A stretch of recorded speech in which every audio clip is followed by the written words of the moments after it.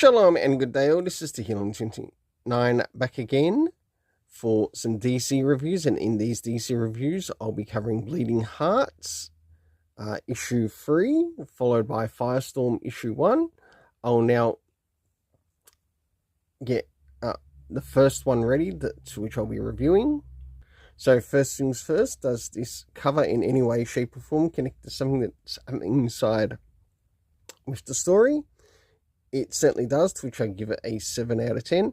Next is the area of the internal art, as we have a look around the beginning, the middle, and of course the end, and also what's happening story-wise with the characters.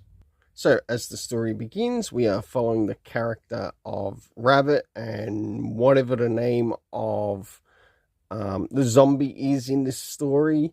I want to point out, I think Dennis Camp is actually going to be losing the audience here by not reminding us who the cast of characters is.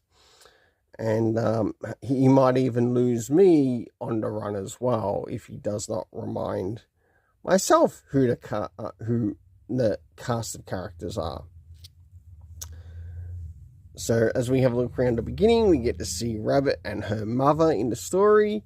And of course, whatever the name of the zombie is, we get to see quite a bit take place, to even when the zombie tries to distract the other zombies from eating these only living human beings that they know of. That's not to say there's more. And last but not least, as we are somewhere towards the end, for the internal art, I give it a 7 out of 10. Next is the area of the story. First things first, do we get anything time-wise? No. Location? No. Cast of characters? The only one I managed to get out of this was Rabbit. So basically the young character in the story. And not the name of the other people who make up the story. So my overall rating is a 7 out of 10. I'll see how things go in, say, maybe the next couple of issues. If I don't like the next couple of issues, I'll consider dropping this. So next we move into Fury of the Firestorm. And when it comes to the title of this for the video, I'm just going to put it down as Firestorm issue 1. First things first, does this cover in any way, shape or form connect to something that is happening inside with the story? It certainly does, to which I give it a 7 out of 10. Next is the area of the internal art, as we have a look around the beginning, the middle, and of course the end, and also what's happening story-wise with the characters. So as the story begins, we see the character of the Firestorm, and whilst he is in one location, which we learn is actually taking place in Pittsburgh, this event, he basically turns everyone into ashes. It's the only way to describe it. Almost like the scene of a apocalyptic movie.